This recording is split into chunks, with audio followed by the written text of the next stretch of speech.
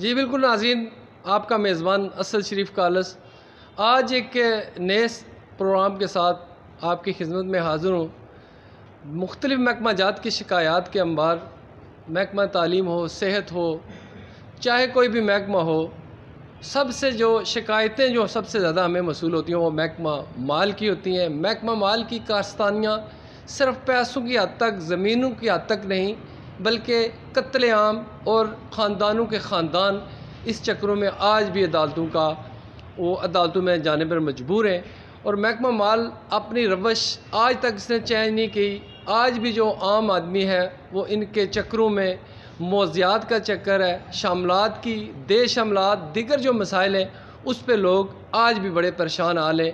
آج قلم چھوڑ ہڑتال بھی تھی پٹواریوں کی، کانی گو اور دیگر جو ان کے اپنے مطالبات تھے، اس کے باوجود ایک پٹواری ہے اسے جو ہے وہ اضافی چارج دیا گیا ہے۔ اضافی چارج کا بھی ناظرین بتاتا چلوں کہ اضافی چارج اس پٹواری کو دیا گیا جس پہ پہلے ہی اس موضوع کو لوگ عدم اعتماد کر چکے ہیں، یعنی کا میں ذکر کر رہا ہوں۔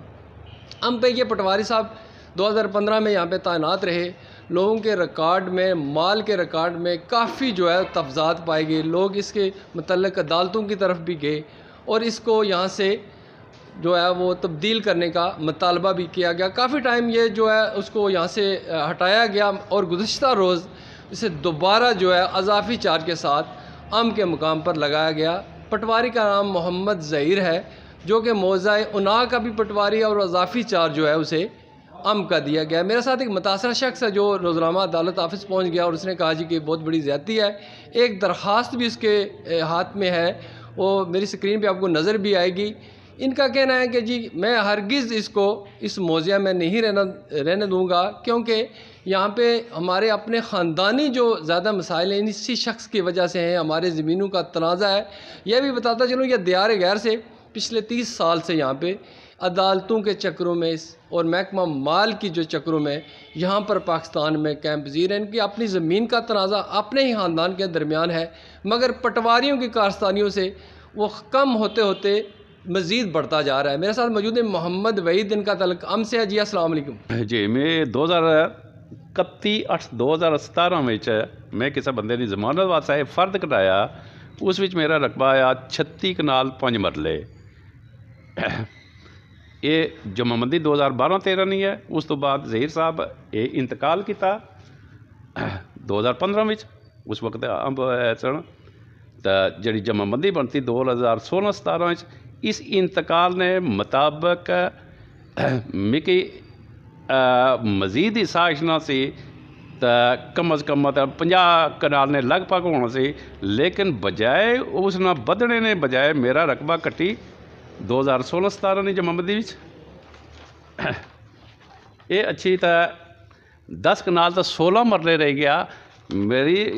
صرف میرے حصے 26 کنال رقبہ جڑا وہ غائب ہو گیا۔ 26 میرے بھائی نے بھائی حصہ تو باقی پیڑوں پر ان کو 150 کنال رقبہ بننا۔ ایک اور آپ ذکر کر رہے تھے غیر معروض کیا گیا، اس پہ وہ کیا ہوا؟ کیسے آپ کو اس نے غیر معروض کیا کہ اس نے میرا رقبہ اٹھا کر باقی کھیوٹ شریک پر جو انتقال ہے اس پر جو عمل صورت جدید کی شکل میں باقی کھیوٹ شریک پر جو جس کے اقتدار نہیں تھے ان پر تقسیم کر کے اس رقبے پر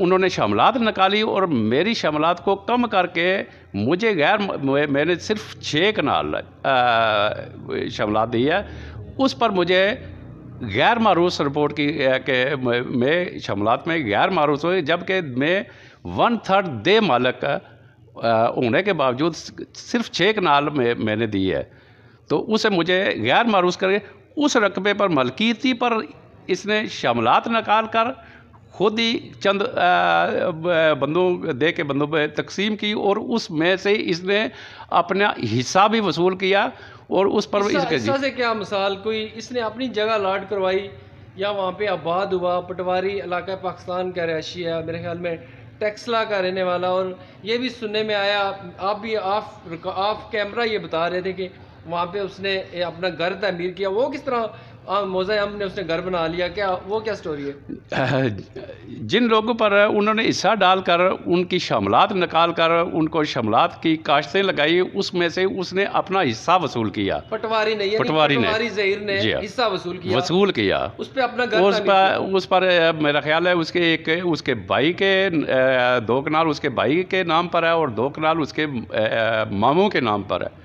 ٹھیک جی. یہ خسرہ نمبر 341 42 ہے.